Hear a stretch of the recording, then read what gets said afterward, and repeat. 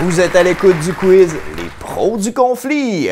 Le jeu où vous allez maîtriser l'art de se disputer pour des raisons vraiment importantes, comme par exemple la dernière pointe de pizza. Oh non, là, tu te trompes, là. Ici on est là pour apprendre la différence entre un conflit et de l'intimidation.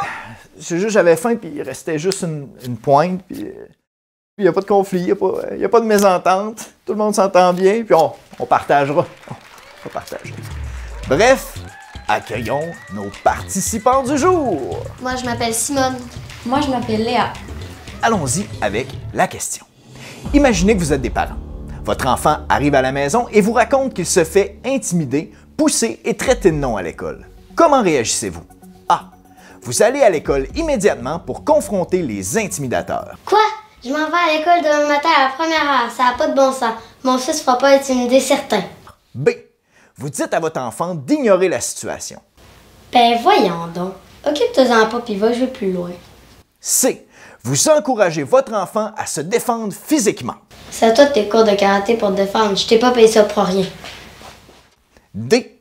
Prendre du recul, écouter votre enfant et ensuite en parler avec l'école. J'entends ce que tu dis. Demain, on va aller en parler calmement à l'école. Je crois que c'est le A, aller à l'école immédiatement pour confronter ces intimidateurs. Ben moi, je pense que c'est C. Encourager son enfant à se défendre physiquement. C'est une bonne tentative, mais la bonne réponse est D. Prendre du recul, écouter votre enfant et ensuite en parler avec l'école. Pour pouvoir accompagner votre enfant, il faut être en mesure de prendre du recul et analyser la situation dans son ensemble. Utiliser la violence ne fait qu'empirer la situation et ignorer le problème ne le résoudra pas. Parler avec l'école est essentiel pour que les adultes puissent aider les élèves. Taquiner ou traiter de nom, ce n'est pas toujours de l'intimidation. Il faut tenir compte du contexte et de l'intention derrière ses actions. Dans un conflit, chaque personne impliquée est sur le même pied d'égalité et les émotions ressenties sont semblables, généralement de la tristesse et de la colère. Quel que soit notre âge, il est normal de vivre des conflits. Avec l'intimidation, il y a un rapport de force et une différence entre les sentiments ressentis. La victime a peur et l'intimidateur a un sentiment de pouvoir et parfois même de plaisir.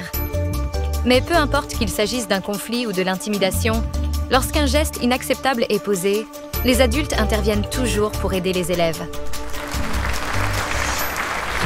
Je sais que la vidéo est terminée, mais je voulais juste rajouter un petit quelque chose. Le Centre de service scolaire de la baie James a produit un dépliant destiné aux parents avec des informations pertinentes sur la violence et l'intimidation. Vous allez trouver le lien de ce document-là dans les commentaires en dessous de cette vidéo-là. Aussi, chaque école a son plan de lutte contre la violence et l'intimidation et il est révisé à chaque année. Vous pouvez contacter la direction de l'école pour obtenir une copie. Et enfin, il y a le protecteur de l'élève, une ressource supplémentaire pour vous aider en cas de besoin. N'hésitez pas à utiliser ces ressources pour mieux comprendre et réagir. Et maintenant, c'est la fin du quiz.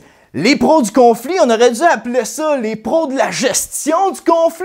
Vous êtes maintenant des pros de la gestion du conflit. C'est la fête!